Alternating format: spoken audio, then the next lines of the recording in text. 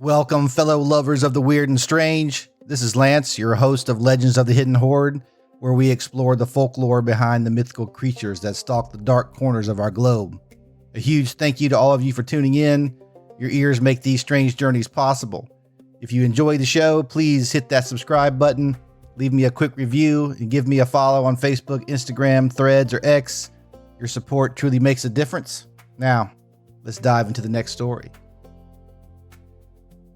In the salt marshes of the Carolina Lowcountry, where the tides pull secrets from the black mud and the Spanish moss hangs like mourning veils, the old people still speak of Plat-eye. This is episode 44. Listen close. The Gullah-Geechee people, descendants of West and Central Africans, carried more than language and memory across the Atlantic to the sea islands and coastal rice fields of South Carolina and Georgia. They carried knowledge of the spirit world. What happens in the physical world first happens in the spiritual, the elders say. And some spirits do not rest. They call them haints. Among the most feared is the Plat-eye. It's not a simple ghost. It is the restless spirit of one wronged in life and denied proper burial. A person murdered, betrayed, or left in an unmarked grave without the rites that let the soul cross cleanly. In some tellings, it is the spirit of an enslaved person forced to dig a hole for a master's hidden gold, or Confederate silver, then killed and buried with the treasure so the dead would guard what the living could not keep. The head was sometimes severed, for the old belief held that the spirit dwells there. The body was left without ceremony, and so the Plat-eye rises.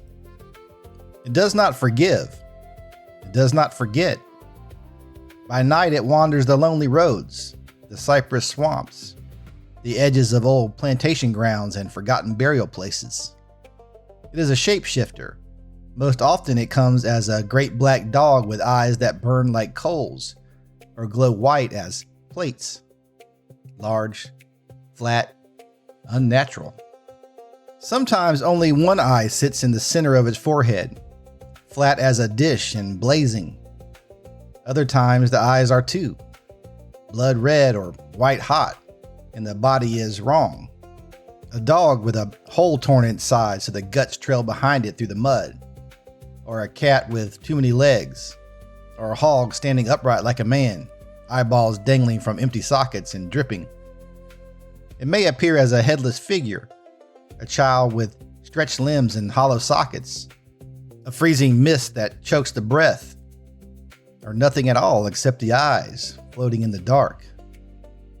It can grow.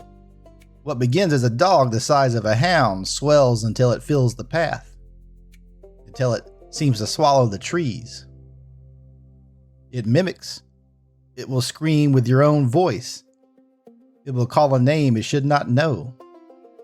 Chain rattling sounds against a tree are sometimes the only warning. The air turns cold. The smell of rot or sulfur rises. And then it's there. Edge cases run through the old accounts like cracks in pottery.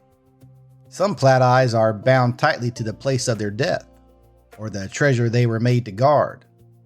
They will not leave it. Others hunt more freely, selecting the living who carry guilt or who simply wander where they should not. One version says only those born with a call can see its true form. Others say it appears most strongly under the new moon. In a few stories, it is less pure killer and more avenger. It will torment until justice is done, until the body is found and buried with care, or until the one who wronged it is punished. In still other tellings, it is almost mischievous at first, scratching at the back door like a pet seeking entry. Those who open the door do not live to speak of it. Some say it can suck the soul. Survivors speak of madness that lingers, of catatonia, of feeling that something still watches long after the shape has vanished. Protection is practical and old. A small burlap sachet filled with equal parts gunpowder and sulfur. The stench offends it and drives it back.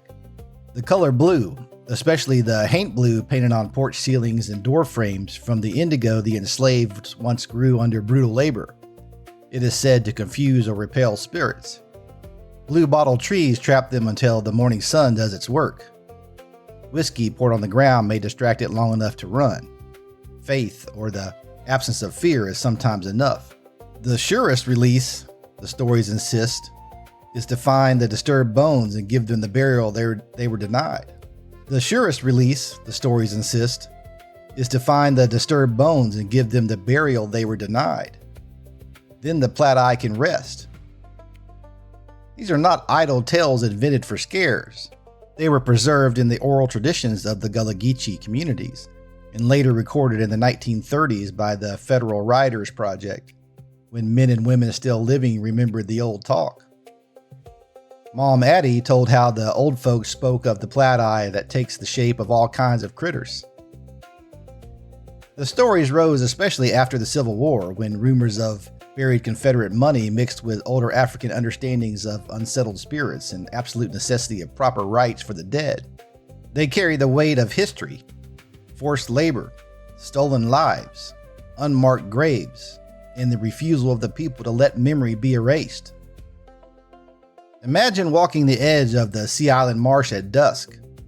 The water is black glass. A single light burns far off in a cabin. You hear the chain first, metal on wood, slow, deliberate. Then the eyes, one or two or a constellation of them. The shape rises from the undergrowth. Dog, then larger, then something that was never meant to walk on 4 legs, or 2. It does not speak, it simply is. And in that moment you understand why the elders carried the sachet, why they painted the porches blue, why they taught the children to stay out of certain woods after dark, and to honor the dead. The Plat-eye is not merely a monster, it is the past that will not stay buried when the living refuse to bury it properly. So what does it teach us?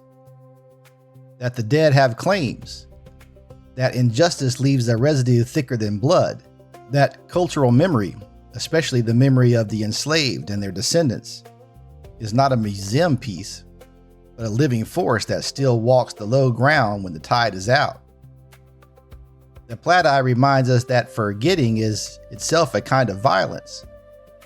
When we pave over the old places, when we treat oral tradition as quaint rather than essential, when we allow graves to be lost or desecrated, we invite the restless to rise in new form.